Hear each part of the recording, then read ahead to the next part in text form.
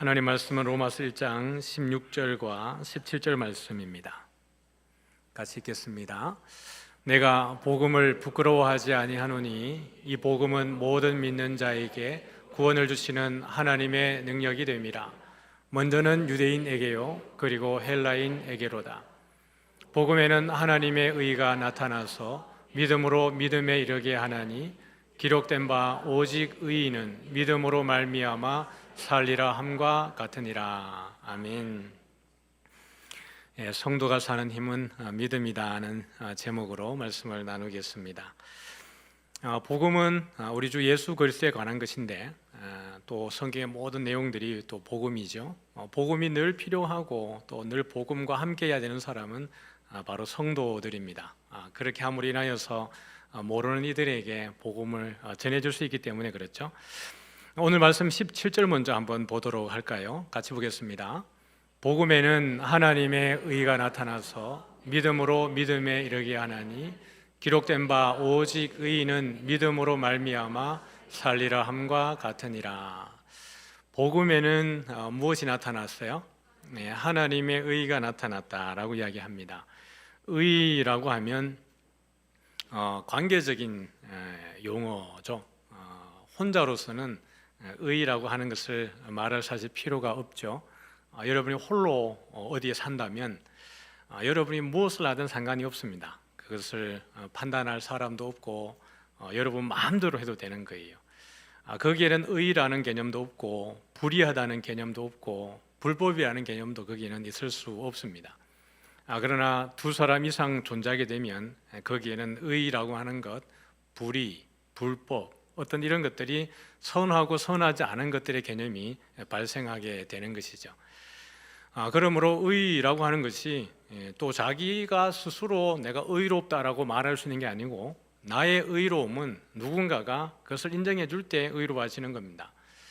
내가 상대방을 지속적으로 괴롭히고 있으면서도 해를 끼치면서도 자기 입장에서 나는 의롭다라고 아무리 이야기해도 해를 입는 입장에서는 절대로 그것이 의로운 행동이 아니겠죠. 상대방의 입장에서 그것이 불의한지 의로운지 판단해질 수 있는 것입니다.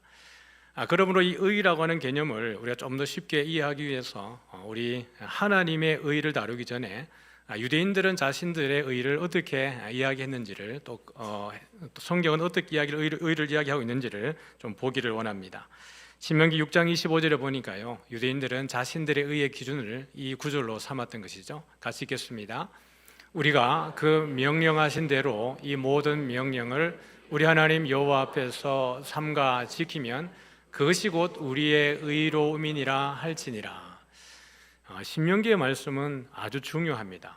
이스라엘 백성들 가운데에서는 이 모세의 율법 가운데에서 정말 중요하고요. 구약을 해석하는 데 있어서도 신명기 율법은 항상 그것이 기준이 되고 있습니다. 그러니 유대인들이 살아갈 때 그들의 삶의 지침으로 삼는 것도 신명기 율법이겠죠.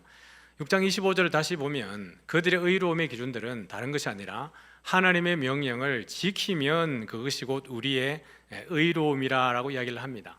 그러니 여러분 유대인들이 율법을 열심히 지키는 이유를 알겠죠.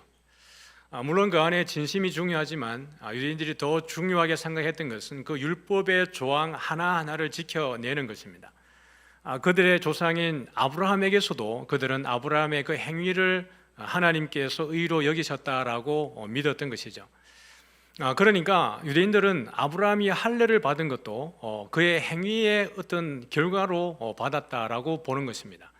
그래서 유대인들은 절대로 양보할 수 없는 율법의 조항 가운데에 안식일과 할례의 조건은 그 어떤 상황 가운데에도 그들이 포기할 수 없는 영역이었던 것이죠. 그러나 바울은 이 그러한 유대인들의 입장에 그들의 어떤 아브라함을 해석하는 그 가치관에 있어서 그것이 아니다라는 것을 이야기를 해주고 있습니다. 로마서 4장 1절부터 3절까지 말씀을 같이 보죠. 그런즉 육신으로 우리 조상인 아브라함이 무엇을 얻었다 하리요?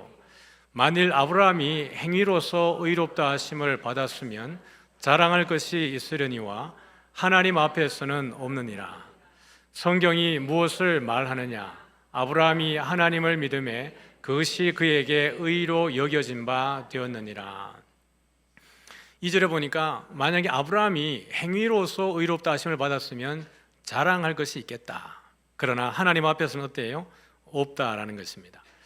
하나님이 아브라함에게 자손에 대한 복을 주시고 천하 만민이 그로 인하여서 복을 받게 하겠다라고 이야기했을 때 그것을 아브라함이 믿음으로 이것을 그의 의로 여겨 주셨다라고 이야기합니다. 3절을 볼까요?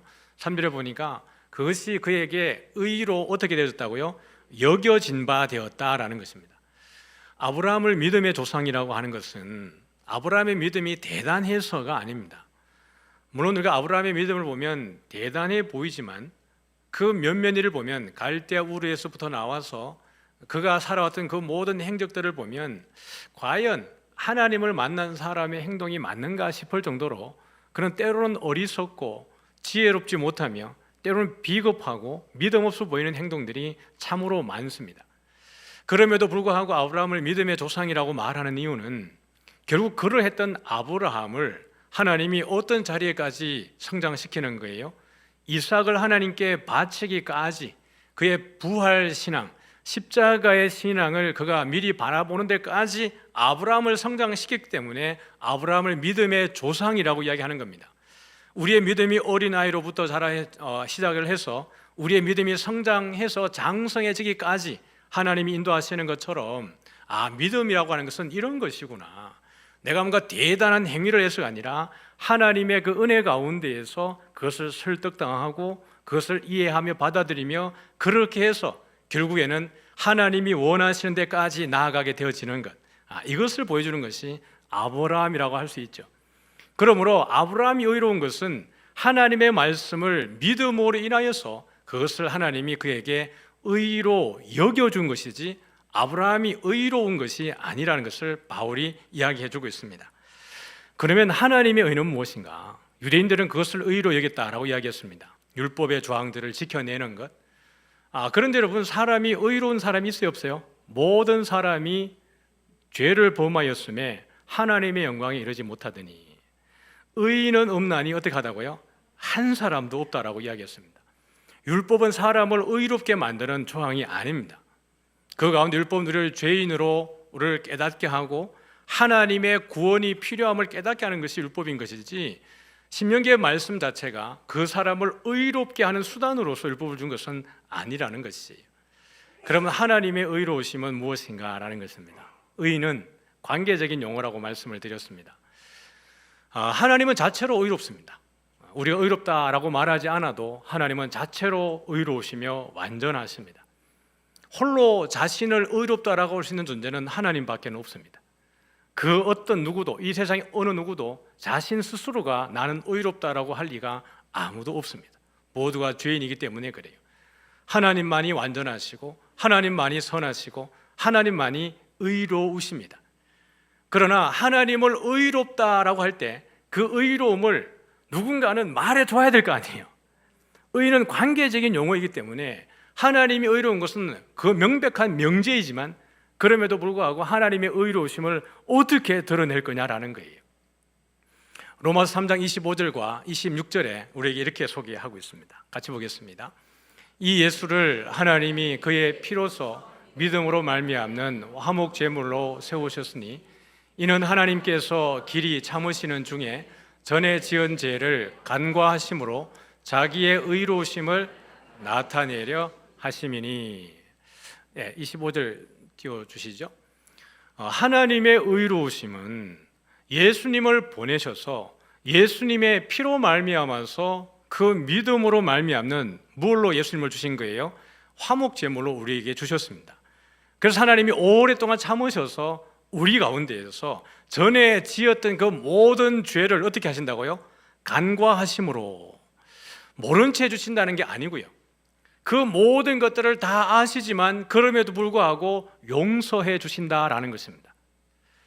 하나님이 태초에 우리를 모든 태초에 하나님이 천지를 창조하시고 모든 것을 창조하기 전에, 창세 전에 우리를 예정하시고 선택하셨다라고 이야기를 했습니다. 죄 가운데 죽었던 우리들, 그리고 죽을 수밖에 없는 우리들 가운데에 하나님이 예정하시고 선택하신 백성을 하나도 잃어버리지 않고 하나님의 언약을 신실하게 지켜오심으로 말미암아 예수님을 보내주시고 그 가운데 우리를 구속하시는 그 하나님의 신실하시는 우리의 구속적 행위, 이걸 통하여서 하나님 우리를 죄를 용서하시고, 다시 우리 25절 보이실까요? 누구의 의로우심을 드러내시는 거예요? 자기의 의로우심을 나타내사라고 이야기하는 겁니다. 그러므로 죄인된 우리가 죄 가운데 있을 때에도 불구하고 성령 하나님의 은혜로 회개하고 다시 주님을 부를 수 있게 되어지는 것은 하나님의 은혜로운 그 행위로 말미암아서 하나님의 경륜으로 인하여서 하나님이 의롭다라고 누가 고백하는 겁니까?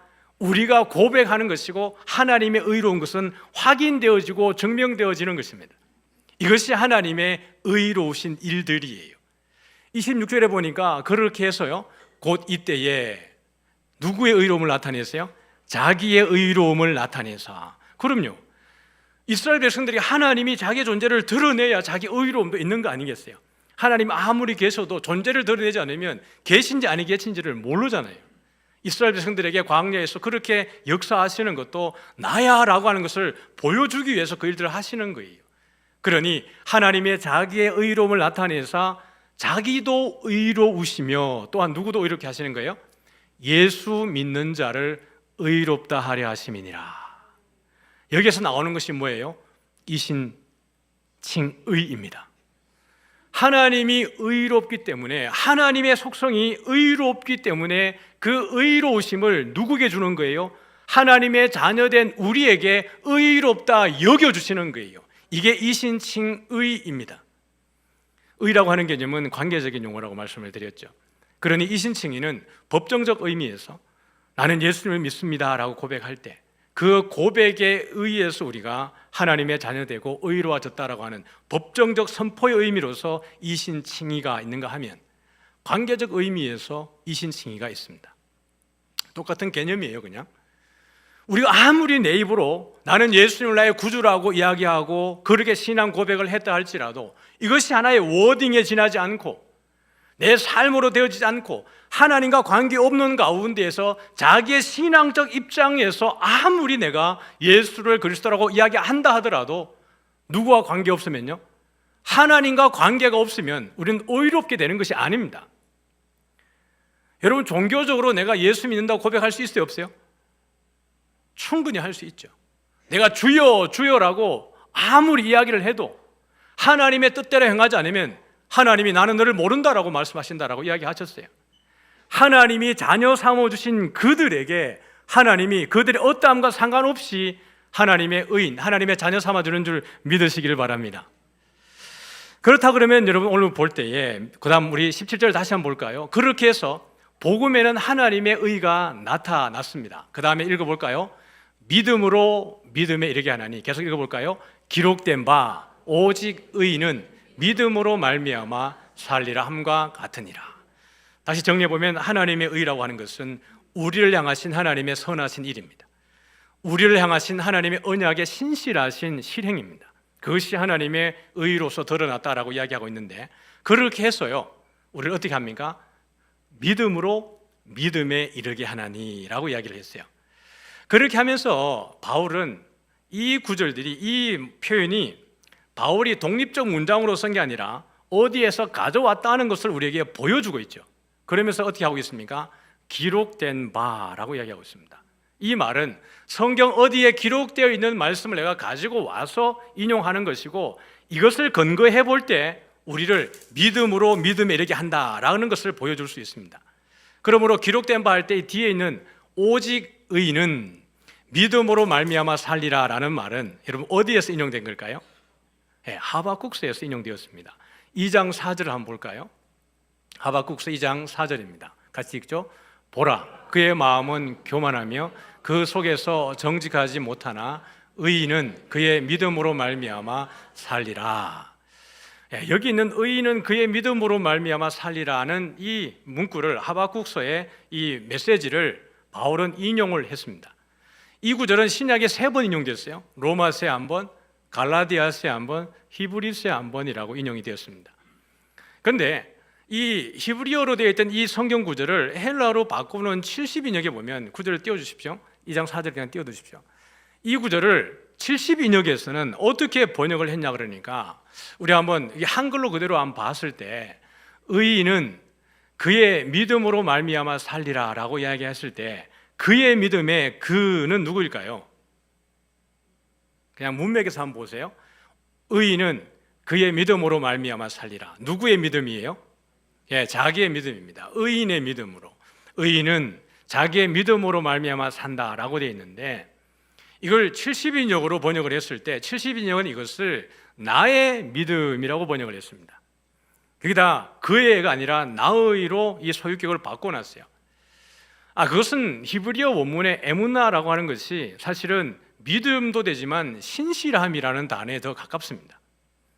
그러니 70인역의 의미로 번역을 해보면 의인은 나의 무엇으로요? 신실함으로 산다라는 것입니다.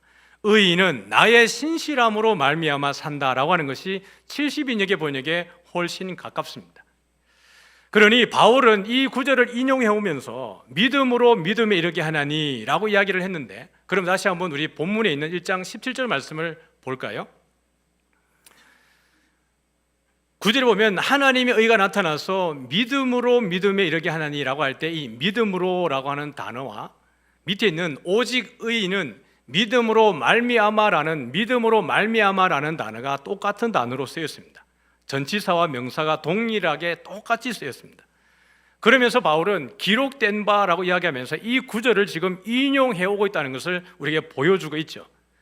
그러면 앞에 나오는 믿음으로 할 때 이 믿음은 무엇을 이야기하는 걸까요? 신실함을 이야기하는 것입니다. 누구의 신실함을 이야기하고 싶은 걸까요?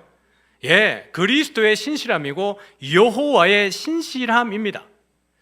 그러니까 복음에는 하나님의 의가 나타나서 우리가 믿음으로 믿음에 이르게 하는 것인데, 이 앞에 있는 믿음이라고 하는 것은 우리의 믿음을 말하는 게 아니라는 이야기입니다.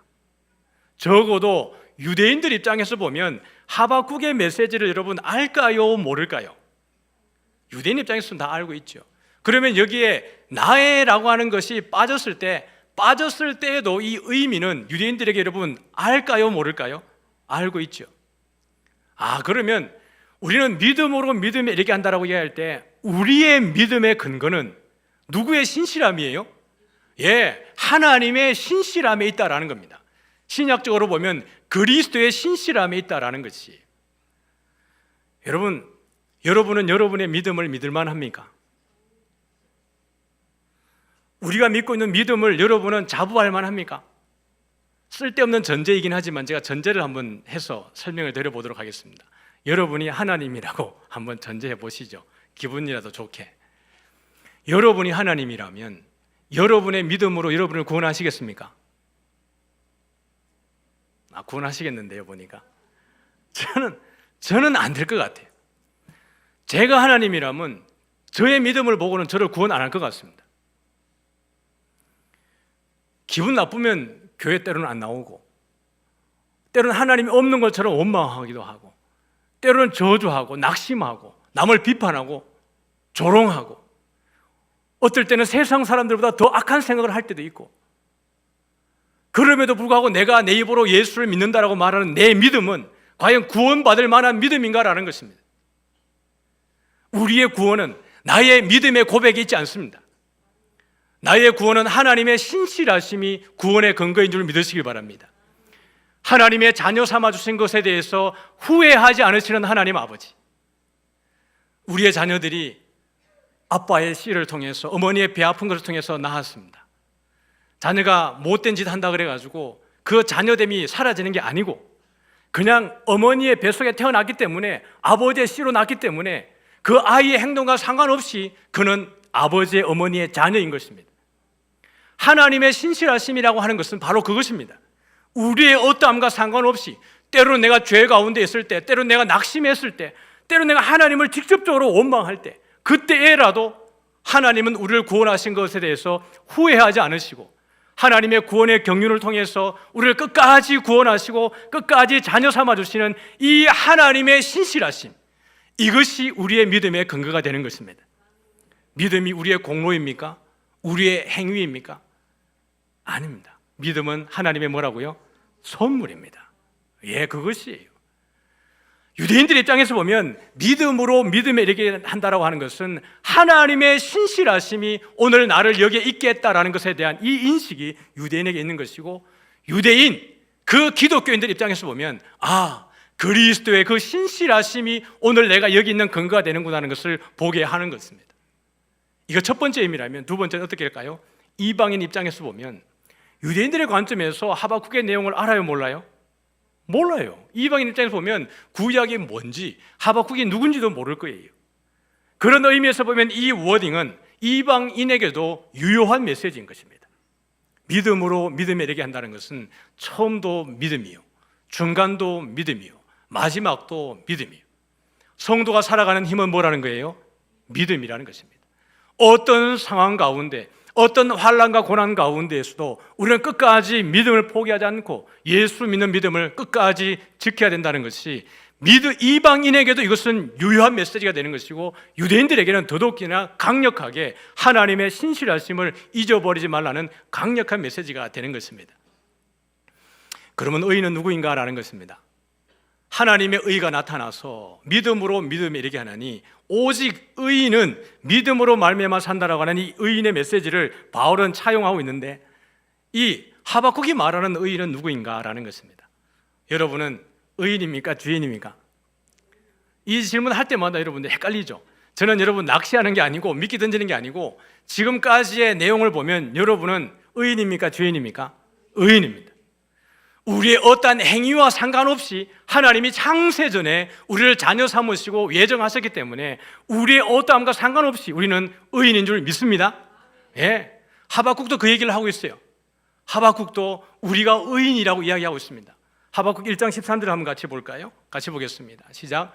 주께서는 눈이 정결하심으로 악을 참아보지 못하시며 패역을 참아보지 못하시거늘 어찌하여 거짓된 자들을 방관하시며 악인이 자기보다 의로운 사람을 삼키는데도 잠잠하시나이까? 어찌하여 거짓된 자들을 방관하시나이까?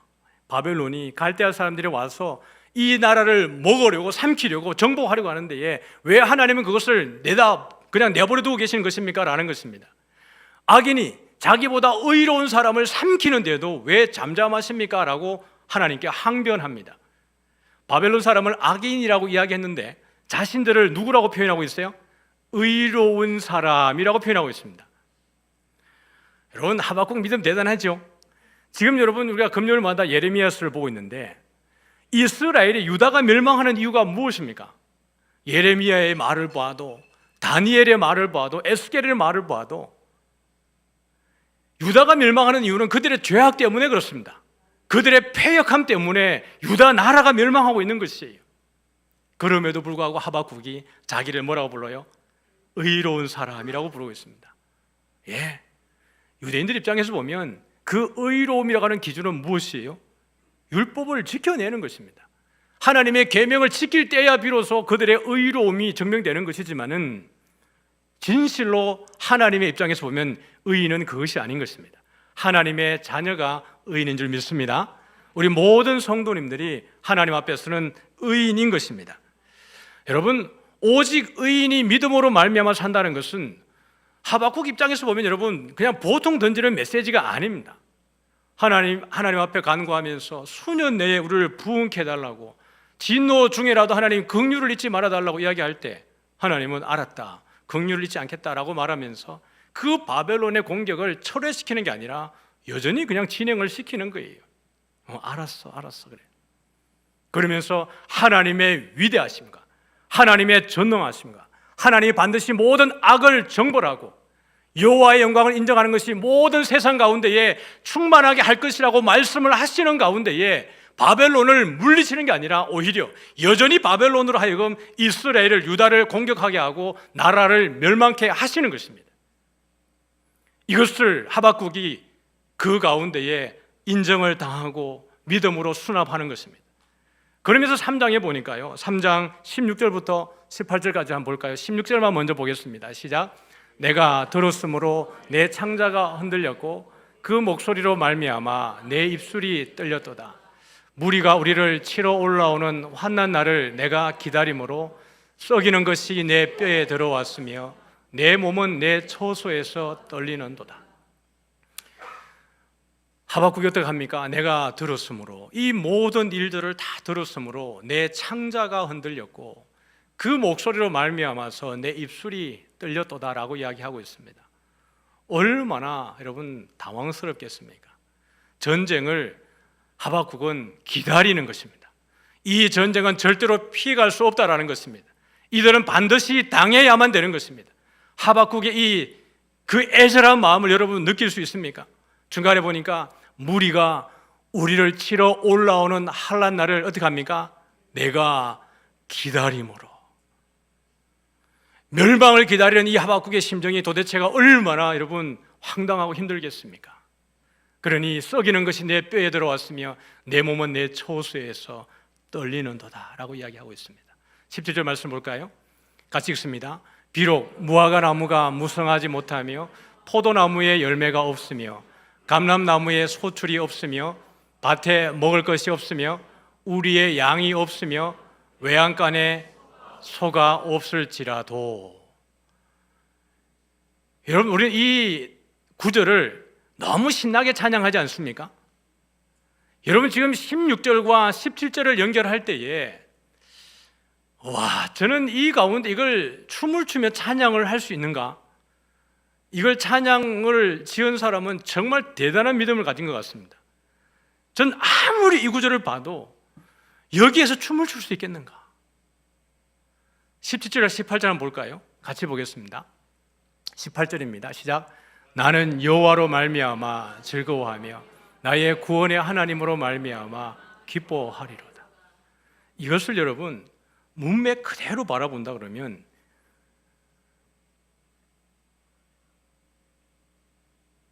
이 표현 해야 되나 말아야 되나 모르겠는데 미친놈 아닙니까?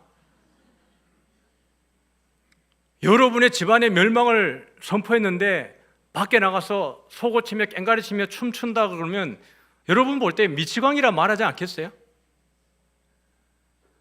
하박국은 도대체 어떤 메시지로 어떤 뉘앙스로 이 18절을 기록을 했을까? 여러분이 만약에 하박국이라면 이 18절을 어떤 마음으로 기록을 했을까? 그럼에도 불구하고 여러분 보세요. 나는 하박국 자기가 나는 누구로 말미암아 즐거워해요? 여호와로 말미암아서 즐거워하는 거예요. 이 즐거워한다는 것도 원문에 보면 승리한다라는 것입니다. 그 가운데서 내가 패망하지 않고 믿음에서 낙심하지 않고 승리한다는 거예요. 그리고 나의 누구로 말미암았어요? 구원의 하나님으로 말미암아 뭐 하는 거죠? 기뻐하리로다라고 얘기했어요. 오직 의인은 무엇으로 살아요? 믿음으로. 그 믿음이 뭐라고요? 신실함으로. 누구의 신실함이에요? 여호와의 신실함으로 산다라는 거예요. 하박국이 이 절망하는 상황 가운데에 모든 것이 없어지는 그 가운데에도 그가 즐거워하고 기뻐할 수 있는 것은 누구 때문입니까? 여호와 때문입니다. 여호와로 말미암아서 즐거워하고 나의 구원의 하나님으로 말미암아서 기뻐한다라는 것이에요. 그러니 여러분 성도가 사는 힘은 무엇입니까? 바로 믿음입니다. 어떤 믿음이에요? 우리는 여러분 자신의 믿음을 믿을 수 없는 존재들이잖아요. 맞죠? 여러분 우리는 우리의 믿음으로 살아갈 수 없는 존재들입니다. 왜냐하면 전적으로 부패하고 전적으로 무능력한 존재이기 때문에 그렇습니다. 우리는 하나님의 그 신실하신 언약을 지키는 것을 믿는 성도들입니다. 그래서 오늘 우리는 살아가는 그 모든 날 동안에 하나님의 뭐라고 이야기해요? 은혜입니다 라고 고백합니다. 맞습니까? 우리의 믿음으로 사는 것이 아니기 때문에 그렇습니다. 하나님의 언약을 지키는 그 신실하심을 믿는 것입니다.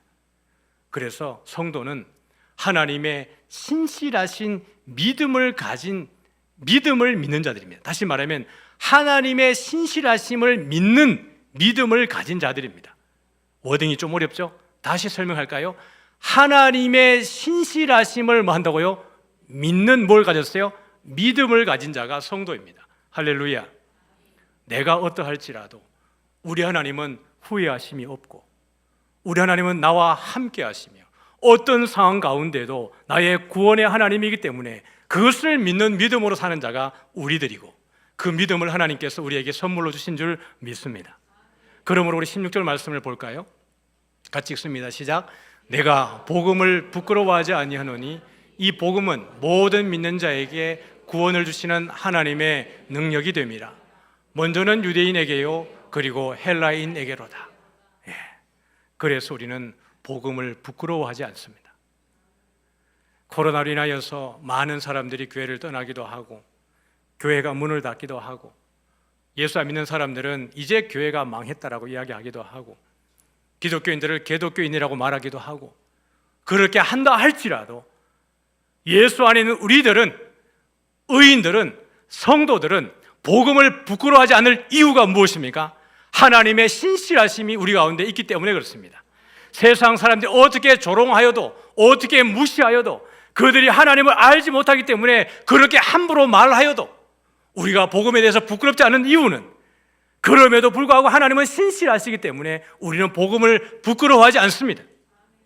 복음은 우리에게 자랑스러운 것이에요. 복음이 부끄럽지 않다는 것은 나는 복음이 자랑스럽다라는 이야기입니다. 왜냐하면 복음은 모든 믿는 사람에게 무엇을 주시는 능력입니까? 구원을 주시는 하나님의 능력이기 때문에 그렇습니다. 모든 사람이 구원받는 것이 아니라 믿는 그 각각의 모든 한 사람 한 사람에게 구원을 주시는 하나님의 능력입니다.